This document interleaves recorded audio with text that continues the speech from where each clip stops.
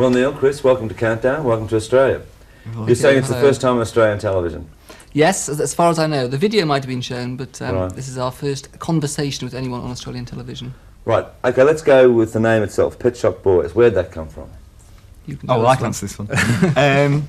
I had some friends who worked in a pet shop in Ealing, and they were referred to as the Pet Shop Boys. Right. And we didn't have a name at the time we were going to America to record. Mhm. And so, what was it? We sort of needed a name. We just latched on the name Pet Shop Boys. We used to say to them, you should start a group called the Pet Shop Boys and saying, how much is that doggy in the window? Right. And we were going to New York to record, and there were lots of groups like the Peach Boys and the Bebox Boys and the Beastie Boys. So we thought we'd become the Pet Shop Boys, because the boys sounded New York and the Right. Pet Shop sounded really kind of English and weird. Right, now, how does it feel, before we get on to the recording side and the success you've had, now in England, how does it feel to be on the other side, considering you have been a rock journalist? From being, it's slightly embarrassing when we do a program like Top of the Pops. I see all these kind of real pop stars like Fergal, Sharkey or King, who we used to write about in Smash Hits when I worked for it, and I feel like a little bit of a fraud, really, that as though we're number one on the charts at the moment, and as though there's going to be a real group there next week, and we'll just sink back to wherever we came from. We don't quite feel like the real thing sometimes, I don't Right. think. And also sometimes you feel a bit self-conscious when you've written about rock music and pop music, and you've seen so much of it and heard so much of it and perhaps analysed it a bit. Making records yourself, it's hard not to be slightly self-conscious sometimes, just thinking, oh, I look just like so-and-so now, or that sounds just like so-and-so. Were you a frustrated musician being a writer? Yeah, I was a musician though before I joined Smash Hits. Chris and I had been... Try not to mention that. Sorry, no, just I keep thinking don't mention that. Shall I say that bit again? when you're working for that magazine. When go. I was working for the magazine, before I was working for the magazine, we were doing this. The Pet Shop Boys anyway. So I was a frustrated musician then, and I suppose I was a little bit. Right. I never particularly wanted to be a journalist, actually. No, I never set out to become a journalist. I was asked to do it, and Right. I enjoyed doing it and everything. But the whole Pet Shop Boys thing was carrying on the entire time we were doing it. Okay, so how did you two get together then? Oh, we met in Chelsea. Right. We As we met- budding musicians, or just this is No, fun? just a chance meeting, really. Yeah.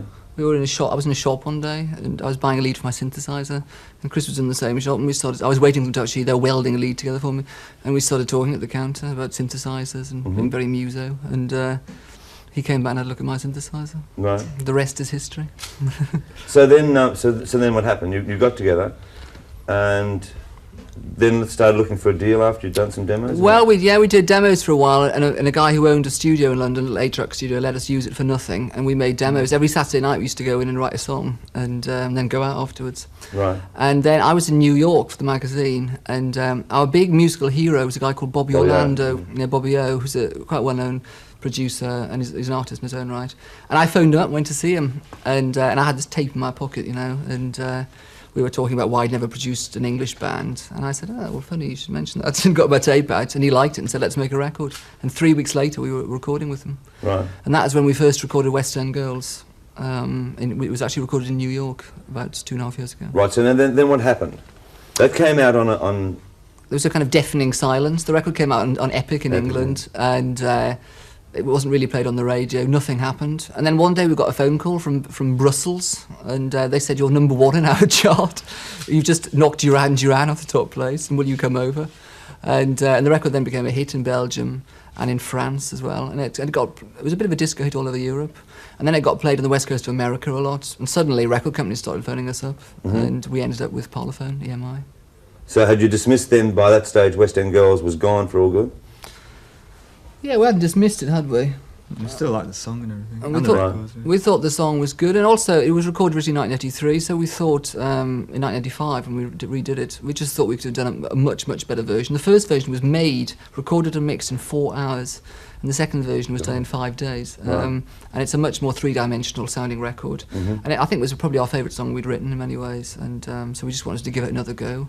And also when you've written a good song that you think is really good, and no one in your home country has heard it, it's very frustrating. Yeah. And I think that was the main reason for doing it, just we wanted it heard.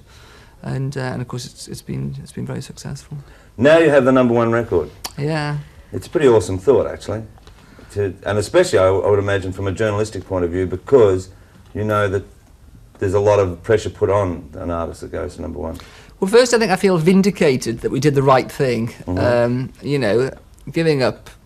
I gave up quite a big career to do this, you know, and you know, you kind of lie in bed at night thinking, "Are you doing the right Just thing?" laugh, Quite a don't big you? career, was it, Neil? Well, I did really. Let's face it. Right, and And also, but people say about the pressure, you know, that you've got to release a follow-up single. And we're busy recording the album now. Do you feel pressured? Oh yeah, I'm under fantastic well, no, strain. being sensible. Well, congratulations on the record. Thanks a lot. You must come down to Australia. I hope we will be coming to Australia. I don't know Right. at the end of this year, but possibly the beginning of next year, I think. Well, with the record now, and I'm sure that with the film clip, the fact that it has been a success on the dance market, it should explode. Well, let's hope so. Yeah, and we look forward to the album. Great, okay. And don't laugh at journalists, Chris, please. Chris not going to say anything at all in this interview. Yeah, goodbye. Thanks. Thanks.